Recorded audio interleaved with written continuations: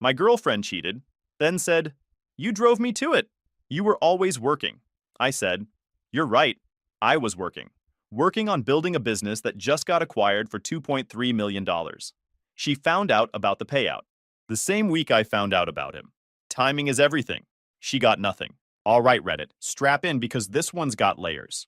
My now ex-girlfriend of 4 years blamed me for her cheating, said I was emotionally absent and married to my work. And you know what? She was half right. I was working. A lot. But what she didn't know was that I was building a business on the side that just got acquired for $2.3 million. She found out about the money the exact same week I found out about her side piece. The universe has a sense of humor, and apparently it's dark as heck. Let me take you back to the beginning so you can fully appreciate how this all played out. I'm Cole, 32 years old, and I work as a licensed plumber in Central Ohio. Not the sexiest job in the world, but it pays well and I'm good at it. Been doing it since I was 19 when my uncle brought me into his small plumbing company right out of high school. While all my buddies were racking up student loan debt studying business administration or whatever, I was learning how to sweat copper pipes and snake drains. By 22, I had my journeyman license. By 25, I was a master plumber, pulling in solid money with zero debt. People always underestimate plumbers. They think we're just guys who unclog toilets and charge too much for it. But the reality is, a good plumber is part engineer, part detective, part counselor. You're solving puzzles all day. Why is this pipe making noise? Where's this leak coming from? How do I reroute this drain without tearing out half the basement? It's problem solving with a wrench, and I've always had a brain that liked figuring things out. My uncle Frank ran a modest operation. 3 trucks, 5 employees including me, mostly residential work with some light commercial stuff. Nothing fancy, but steady. He was old school, kept everything on paper, scheduled jobs with a spiral notebook, and thought the internet was a fad that would eventually blow over. I loved the guy, but watching him leave money on the table because he refused to modernize drove me crazy. Uncle Frank's office was this cluttered mess of filing cabinets and sticky notes. He had a system that only made sense to him, and half the time even he couldn't figure it out. We'd lose track of jobs, double book technicians, forget to order parts for scheduled repairs. Customers would call asking where we were, and we'd realize their appointment had slipped through the cracks. It was chaos disguised as a functioning business. I'd come home after long days and just think about all the inefficiencies, all the wasted time driving back and forth to supply houses because nobody tracked inventory, all the missed appointments because the schedule lived in Frank's head and a beat-up notebook, all the invoices that went out weeks late because everything was handwritten and had to be manually entered into QuickBooks. That's when I started tinkering with an idea. See, the plumbing industry is ancient when it comes to technology. Most companies still operate like it's 1985. Scheduling is a nightmare. Dispatching is inefficient. Inventory management is basically drive to the supply house when you run out of fittings. Customer communication is phone tag for days. I knew there had to be a better way. So in my spare time, which admittedly wasn't much, I started learning to code. Nothing crazy, just enough to be dangerous. Took online courses at night, watched YouTube tutorials during lunch breaks, stumbled through Stack Overflow forums trying to figure out why my code kept breaking. It was humbling, starting over as a complete beginner in something new when I was already a master at my day job. Eventually, I started building a prototype for a software platform designed specifically for small trade businesses. Plumbers, electricians, HVAC guys, the people who actually keep society running but get ignored by Silicon Valley because they wear work boots instead of hoodies. I called it TradeFlow. Yeah, I know, not the most creative name, but it did exactly what it said. It helped trade businesses flow better. Scheduling, dispatching, invoicing, inventory tracking, customer management, the works. All in one platform built by someone who actually understood the industry because they lived it every single day. The first version was rough, like really rough. I'm talking interfaces that looked like they were designed by a drunk toddler and code held together with prayers and duct tape. But it worked, sort of, enough to test the concept. Started beta testing it with my uncle's company in 2019. Within 6 months, we'd increased efficiency by something like 40%. Jobs weren't falling through the cracks anymore. Customers were getting automated appointment reminders. Invoices went out same day instead of sitting in a pile for weeks. My uncle went from skeptical to borderline evangelical about the whole thing. Uncle Frank would grab anyone who'd listen and start talking about this software his nephew built. At supplier meetings, at the hardware store, at church. You gotta see this thing Cole made. Changed my whole business. The man who thought email was unnecessary was suddenly showing people his iPad with TradeFlow pulled up, like he was presenting at a tech conference. Word started spreading. Other plumbing companies in the area wanted in. Then an electrical contractor heard about it from my uncle at a trade show. Then an HVAC company. Before I knew it, I had about 30 businesses using the platform, and I was charging them a monthly subscription fee that started adding up real quick. But here's the thing. I was still working full-time as a plumber. Still crawling under houses at 7 in the morning, still dealing with backed up sewage lines and burst pipes in February. The software thing was nights and weekends. Early mornings. Every spare second I could find. I was running on maybe 5 hours of sleep most nights, surviving on coffee and determination. Enter Megan. Met her at a friend's cookout in summer 2020. She was friends with someone's sister or something. Pretty girl, worked as a dental hygienist at a practice across town. Had this energy about her that felt calming at first. Like she was the type to go with the flow, not make a big deal out of stuff. She had blonde hair that she always wore in this casual ponytail, and this laugh that was warm without being annoying. We hit it off immediately. She thought it was attractive that I worked with my hands and had actual job security instead of some vague startup dream. Laughed when I told her about crawling through crawl spaces and the weird stuff you find under people's houses. Said she appreciated that I was real and not trying to be something I wasn't. Those first few months were that honeymoon phase everyone talks about. Everything felt easy. She'd text me good morning every day with some little joke or observation. We'd spend weekends doing nothing in particular, just enjoying each other's company. She met my family at a Labor Day barbecue and fit right in, helping my mom in the kitchen and chatting with my dad about whatever football game was on. Early dating Megan was great. She'd come over after work, we'd cook dinner together, watch whatever was on Netflix, normal couple stuff. She met my family and they loved her. My mom especially. Kept making comments about grandkids and how Megan seemed like the one. My dad would pull me aside and tell me not to mess it up, that good women don't come along every day. About 6 months in, she moved into my place. It made sense financially, and we were spending every night together anyway. Things felt solid. We talked about the future. Marriage eventually? Kids maybe? Buying a house with a bigger garage so I could have a proper workshop. The house was a small 3-bedroom I'd bought at a foreclosure auction a few years before I met her. Needed a lot of work when I got it, but I'd fixed it up myself over time. New plumbing, obviously. Rewired the electrical, refinished the hardwood floors. It wasn't fancy, but it was mine. Paid off with no mortgage because I'd lived like a monk for years, banking everything I didn't absolutely need. What Megan didn't fully understand was TradeFlow. I'd mentioned the software thing early on. Told her I was working on a side project that was starting to gain traction. But I didn't go into details because, honestly, who wants to hear about SaaS platforms and monthly recurring revenue on a date? She nodded along, said it sounded cool, and that was basically the extent of our conversations about it. What Megan saw was me coming home exhausted from plumbing jobs, then sitting at my computer until midnight most nights. What she didn't see was the subscriber count climbing, the feature requests pouring in, the emails from larger companies asking about enterprise pricing, the conversations I was starting to have with people who used words like scalable and market opportunity. I probably should have explained it better. Should have shown her the numbers, the growth charts, the emails from potential investors. But there was this part of me that wanted to keep it separate. The plumbing job was what paid the bills. The software was this fragile dream that I was afraid to jinx by talking about too much. And honestly, I wanted to surprise her eventually. Wanted that moment where I could show her what all the sacrifice was building toward. Looking back, that was stupid. Communication matters, but hindsight is perfect vision. And at the time, I thought I was protecting something delicate. By 2022, TradeFlow had about 200 paying customers, generating around 40 grand a month in recurring revenue. I'd hired 2 developers part-time to help me build out features faster. Had a small office space I was renting on the cheap in an industrial park. Still working full-time as a plumber, because I wasn't ready to bet everything on the software yet. The office was nothing special. Old carpet that probably had stories to tell, fluorescent lights that flickered when the AC kicked on, and furniture I'd bought at an office liquidation sale. But it was mine. Had a whiteboard on one wall covered in feature ideas and bug fixes, and a mini fridge stocked with energy drinks for the long nights.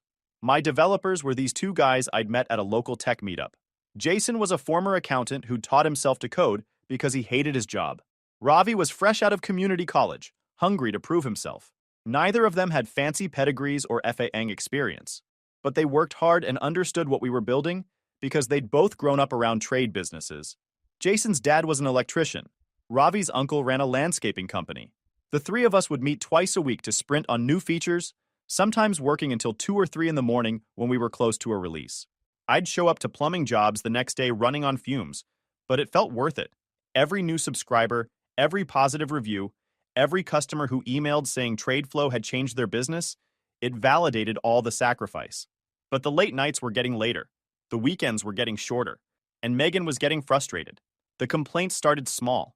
Little comments about how I was always tired, how we never went anywhere anymore, how she felt like she was living with a roommate instead of a boyfriend. At first, I tried to accommodate, made sure to schedule date nights even if I was exhausted, took her out to dinner on Saturdays, forced myself to be present even when my brain was running through code problems. But I could tell she sensed the distraction, could tell I wasn't fully there even when I was physically in the room. I tried to explain that this was temporary, that I was building something that could change our lives, that if I could just push through for another year or two, we'd be in a completely different position financially. She'd nod and say she understood, but I could tell she didn't really get it. To her, I was just some plumber who was obsessed with his computer. The arguments started getting more frequent. She'd make comments about other couples going on vacations while we stayed home, about her coworkers' boyfriends who actually took them places, about how she felt like she was at the bottom of my priority list behind work and that app thing. Looking back, maybe I should have communicated better. Maybe I should have brought her into the vision more, shown her the numbers, made her feel like a partner in what I was building. But honestly, part of me wanted to surprise her, wanted to show up one day with a check and watch her jaw drop. Stupid romantic notion that bit me in the rear end. By early 2023, things with Megan were getting tense. The complaints weren't little anymore. Full arguments about how I was never present, how she felt neglected, how all I cared about was work. She started going out with her friends more, which was fine. Healthy even. Everyone needs their own social life. There was this shift in her energy that I noticed but didn't want to acknowledge. She stopped asking about my day, stopped being interested in what I was working on. Our conversations became functional rather than connected. What's for dinner? Did you pay the electric bill? I'm going out with friends tonight. The friends being mentioned became more vague. Not going out with Ashley and Kim, but meeting up with some people. Not happy hour at that place on Main Street, but just grabbing dinner somewhere. The details got fuzzy, and I told myself it was because she was mad at me and being cold, not because she was hiding anything. Meanwhile, TradeFlow was exploding. Hit 400 subscribers. Revenue crossed 100 grand a month. I'd quit my plumbing job by then, finally going full-time on the software. Hired more developers. Got an actual office with actual furniture. Things were moving fast. Quitting plumbing was bittersweet. I'd been doing it for 13 years, and there was a comfort in the physical work, the tangible results. You fix a pipe, water flows. You unclog a drain, problem solved. Software was different, abstract, but the numbers made the decision for me. TradeFlow was generating more monthly revenue than I'd make in a year of plumbing. Time to commit. Megan barely acknowledged the transition. When I told her I'd quit to focus on the software full-time, she just said, "That's nice," and went back to scrolling her phone. Didn't ask what it meant for our finances. Didn't express excitement or concern. Just checked out. Then, in March 2023, I got an email that changed everything. A company called Field Pro Solutions wanted to talk. They were a major player in the field service management space, one of the big dogs in the industry. Said they'd been watching TradeFlow's growth and were interested in exploring strategic opportunities. Translation: they wanted to buy us. I almost fell out of my chair. Sat in my office staring at that email for probably 10 minutes, reading it over and over to make sure I wasn't hallucinating. Called my buddy Nate, who'd been advising me on business stuff, and he nearly lost his mind. Nate was this finance guy I'd met at a small business meetup a couple years back. He'd helped me set up proper accounting, structure the company correctly, all the boring but important stuff. When I read him the email over the phone, there was dead silence for about 5 seconds. Then he just started laughing. Dude, do you understand what this means? This is the exit. This is what every founder dreams about. They're not just kicking tires, they're serious. Field Pro doesn't reach out unless they've already done their homework. He told me to play it cool, not seem too eager, and for the love of God, hire a lawyer. A real one. Not the guy who helped me form the LLC. The next few months were a blur. Due diligence, negotiations, more due diligence. Conference calls at weird hours, because Field Pro's headquarters was on the West Coast. Documents with so many pages, they could have been novels. All while trying to keep the business running and not let anyone know a deal was in the works. The due diligence process was invasive. They wanted to see everything: financial statements, customer contracts, code repositories, employee agreements. They interviewed my developers, analyzed our churn rates, our customer acquisition costs, our growth projections. It felt like being examined under a microscope while trying to act normal. FieldPro's initial offer was $1.8 million. My lawyer said we could do better. We countered at $2.5 million. They came back at $2.1 million.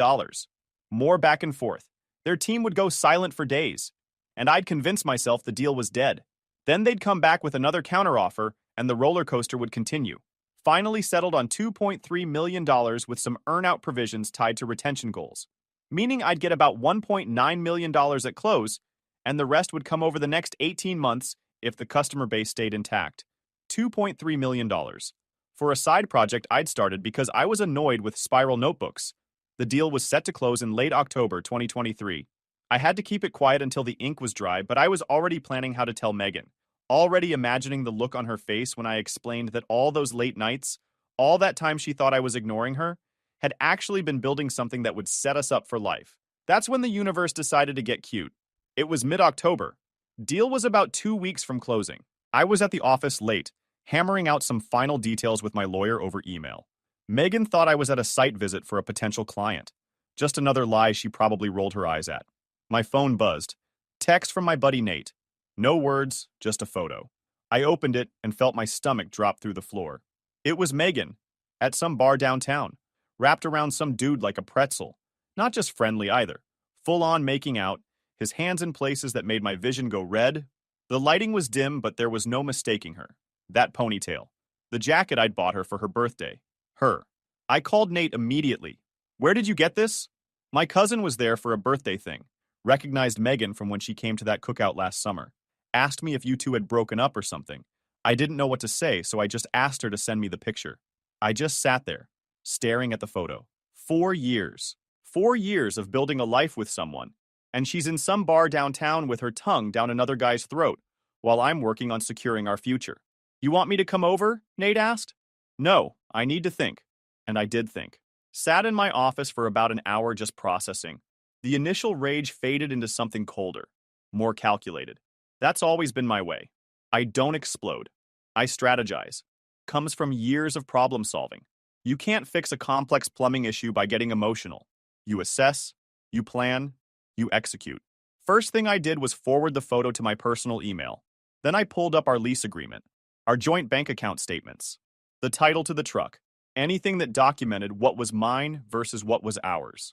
Spoiler alert, almost everything was mine. The house was in my name, bought before we met. The truck was in my name. The only joint account we had was a shared checking for household expenses that had maybe $3,000 in it at any given time. She had no idea about TradeFlow's financials, no idea about the acquisition, no idea that in 2 weeks I was about to become a millionaire. All she saw was a plumber who stared at his laptop too much. Perfect. I did some digging over the next few days. The guy in the photo was someone named Brad, worked at some car dealership downtown. Classic sales bro type. Fake tan, too much product in his hair, probably had opinions about protein shakes and called everyone my guy. Megan had apparently met him at her gym about 3 months earlier. 3 months. She'd been carrying on with this clown for 3 months while I was closing the biggest deal of my life. I didn't confront her right away. Had to wait for the deal to close. Had to make sure everything was buttoned up legally. My lawyer confirmed that since we weren't married and everything was in my name, she had zero claim to anything. The acquisition money would hit my account and she'd have no way to touch it. Those 2 weeks were surreal. I went home every night, acted normal, watched her lie to my face about where she'd been and what she'd been doing. She'd come back from dinner with coworkers, smelling like cologne that wasn't mine. She'd be on her phone constantly, tilting the screen away when I walked by. Classic cheater behavior that I'd been too busy to notice before. It took everything in me not to say something. Not to throw the photo in her face and watch her scramble, but I'm a patient man. Always have been. You don't build something from nothing by being impulsive. October 28th, 2023. Deal closed. $2.3 million wired to my account minus fees and the amounts held for earnout. Net to me on day one was just over $1.9 million. The rest would come over the next 18 months if retention goals were met. I stared at my bank balance for a solid 10 minutes. Then I called my lawyer and had him start drawing up paperwork to transfer the house into a trust, just in case. That night, I came home and Megan was in the kitchen making dinner, acting all domestic. Probably felt guilty about whatever she'd been doing with Brad earlier that week. She'd made this pasta dish that she only made when she was trying to butter me up for something. "Hey babe," she said without looking up. "How was work?" "Interesting day, actually." "We should talk." She froze. The "we should talk" phrase hits different when you're hiding something. I saw her shoulders tense up, saw her grip tighten on the wooden spoon she was holding. "Everything okay?" Her voice was higher than normal. Nervous. "I don't know. Is it?" I pulled out my phone and showed her the photo. Didn't say anything. Just held it up so she could see herself wrapped around Brad like a vine on a telephone pole. The color drained from her face so fast I thought she might pass out. She just stared at the screen, mouth opening and closing like a fish trying to breathe air. The wooden spoon clattered to the counter. "Cole, That's not... Don't." I put the phone away. "I'm not interested in explanations or apologies or whatever speech you've been rehearsing in your head. I just need to know how long." Silence. Then a whisper. 3 months. I nodded. "Cool. You have until Sunday to get your stuff out. I'll be staying at a hotel." "Wait. What?" "Cole, can we please just talk about this? I know what you saw looks bad, but you have to understand. I've been so lonely. You're never here. You're always working. I felt like I didn't even have a boyfriend anymore." Here it comes. The blame shift. The "you made me do this" play. Classic cheater deflection, straight out of the playbook. "So your solution to feeling lonely was to start seeing a car salesman behind my back?" "It wasn't like that. It just happened. We were just friends at first, and then you made out with him at a bar downtown while I was at the office trying to secure our future. Yeah, things just happen. You drove me to this." Now she was getting heated. Tears starting to flow, but angry tears, not sad ones. "You were never present. You were always working on that stupid computer project. I needed attention, I needed affection, and you weren't giving it to me. What was I supposed to do? Literally anything except cheat. Break up with me. Have an honest conversation. Throw a lamp at my head. But no, you chose to sneak around with some dude named Brad while I was busy being emotionally absent. You don't get it. You're so obsessed with work that you don't even see what you've done to us. I tried to tell you. I tried so many times to get you to pay attention to me, to prioritize us, and you just kept choosing that app over our relationship. What I've done to us. That's rich." She was full on crying now. But I felt nothing. That surprised me a little. 4 years and I just felt cold, empty, like I was watching a scene from a movie instead of living through the end of my relationship. "I loved you," she said. "I still love you. Brad was a mistake. A stupid mistake because I was desperate for someone to actually pay attention to me. You loved the version of me that was convenient for you. The stable plumber with a steady paycheck who was too busy to notice you were checked out. Well, here's the thing, Megan. That stupid computer project you kept dismissing? That thing I was always working on instead of giving you attention?" She looked up, confused. Mascara running down her face, making her look like a sad raccoon. "It just got acquired for $2.3 million. Closed today, actually. Pretty good timing." The silence that followed was almost musical. I watched her face cycle through about 8 different emotions in about 5 seconds. Confusion, disbelief, realization, horror, regret, more horror. Then something that looked a lot like calculation. What? What do you mean acquired?" "I mean a big company bought my software platform. Wrote me a very large check." "Well, wire transfer technically, transfer. The point is, all those late nights you were so angry about, I was building something. Something valuable. And now I'm set for a very long time." She just stared at me. I could literally see her brain recalculating. Could see her running the numbers in her head, trying to figure out what this meant for her. "Cole, I didn't know. You never told me. If I'd known..." "If you'd known what? That there was money involved? Would that have changed whether you snuck around with Brad?" "I didn't. We only kissed a few times. It wasn't serious." "Megan, it doesn't matter. You still chose him over being honest with me. You still snuck around for 3 months. You still blamed me for driving you to it, instead of taking any responsibility. The money doesn't change what you did. It just makes the timing hilarious." She started pacing, hands running through her hair, pulling at her ponytail like she could yank a solution out of her scalp. Okay. Let's slow down. This is a lot to process. We've been together 4 years. We can't just throw that away over one mistake. We can work through this. Start fresh." "No, Cole, please. I made a mistake. People make mistakes. We can get past this. I'll do whatever it takes. We can go to counseling. We can set boundaries. We can. I said no. You're seriously going to walk away from 4 years because of a few kisses? I laughed. Actually laughed. A few kisses. Right. And no. I'm walking away because you cheated, lied about it, blamed me for it, and only seem interested in working things out now that you found out there's money involved. The 4 years thing is just making me feel like I wasted my early 30s. I didn't know about the money when I said we should work things out. You literally found out about the money 30 seconds before you suggested working things out. She had no response for that. Just stood there, tears still streaming, looking at me like I was a stranger. I grabbed my jacket and keys. Sunday, have your stuff out. I'll have someone change the locks Monday morning. Where am I supposed to go? I'm sure Brad has a couch. Or maybe he'll let you stay at his place since you two are so connected. Cole, this isn't fair. I have nowhere to go. My name's on the lease. Actually, it's not. I never added you. My lawyer confirmed that earlier today. You're welcome to check the paperwork. I opened the front door. Have a good night, Megan. Walked out and didn't look back. Spent the next few days at a hotel, fielding texts and calls from Megan that ranged from apologetic to angry to pathetic. The messages came in waves. First wave was apologetic. I'm so sorry, Cole. I made a horrible mistake. Please let me explain. I love you. Second wave was angry. You can't just throw away 4 years like this. You're being unreasonable. I was lonely, and you weren't there for me. This is your fault, too. Third wave was bargaining. What if we just take a break? Think about things for a while? I know we can fix this if you just give me a chance. Fourth wave was pathetic. I have nowhere to go. My parents are going to be so disappointed. Please, Cole, please just talk to me. I didn't respond to any of them.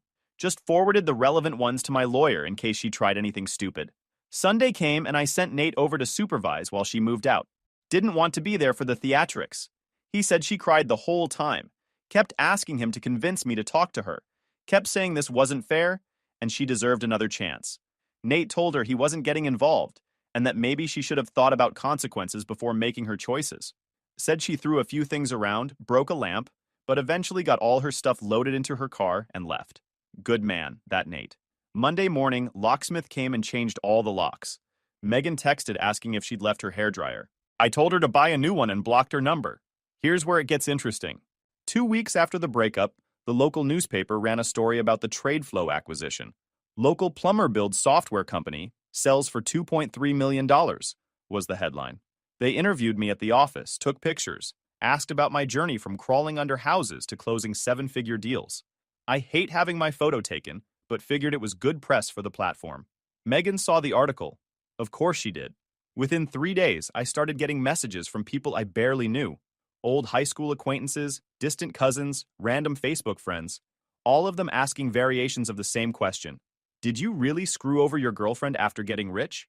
Turns out Megan had launched a full PR campaign, telling everyone who would listen that I'd cut her out of the money after she supported me through the hard years. Posting on her social media about how she'd sacrificed everything for a man who abandoned her the moment he got successful. Making herself the victim while conveniently leaving out the part where she was making out with Brad at bars downtown. My buddy Nate sent me screenshots. She'd written this long post about how I'd hidden the business from her, how she'd been blindsided by the sale, how she deserved compensation for her emotional labor during the building phase. The comments were full of people calling me every name in the book. I called my lawyer. Within a week, Megan received a cease and desist letter at her parents' house explaining that we were never married. She had no ownership stake in the business, no contract, no legal claim of any kind, and that continued defamation would result in a lawsuit. The letter also included a copy of the photo from the bar, just to remind her what actually ended our relationship. She stopped posting after that, but the universe wasn't done with her yet. About 3 weeks after she moved out, I was at the grocery store and ran into her friend Ashley. She looked uncomfortable seeing me, but I just nodded and kept walking. Then she called out my name. Cole. Wait. I turned around. I just wanted to say, I didn't know. About Brad.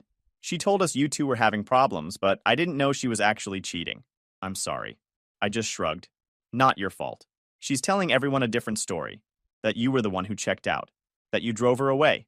Yeah, I've heard. Ashley looked around like she was about to commit a crime. Brad dumped her last week, called her and said he wasn't ready for a relationship. She's been staying with her parents crying every day. I didn't say anything. She keeps saying she made the biggest mistake of her life. That she should have just talked to you about feeling neglected instead of, Ashley trailed off, instead of what she did. Yeah, I grabbed my cart. Tell her I said good luck with everything. Walked away and finished my shopping. 2 months later, I got a Facebook message from Megan. Long, rambling, full of apologies and promises to change. Said she'd been reading self-help books. Said she realized what she'd lost. Said she wanted to meet for coffee and talk. I screenshotted it, sent it to Nate, and archived the conversation without responding. Her Instagram these days is all inspirational quotes about knowing your worth and surviving toxic relationships. She started a TikTok where she talks about healing from emotional unavailability without ever mentioning that she was the one who cheated. Got like 40 followers, mostly bots. Meanwhile, Brad got fired from the dealership about a month after dumping Megan. Apparently, he'd been telling customers he was dating someone who was about to be rich, and when the managers found out it was all nonsense, they let him go for unprofessional conduct. Last I heard, he moved back to Indiana to live with his mom. You can't make this stuff up. 6 months later, here's where everyone ended up. First thing I did was set up a meeting with my accountant and financial advisor. Not the guy who did my taxes from H&R Block, but an actual wealth management team that Nate recommended. They put together a portfolio, set up a trust, and helped me understand how to make the money work instead of just sitting in a checking account earning nothing. Bought a couple rental properties in decent neighborhoods. Nothing fancy, just solid investments that would generate passive income.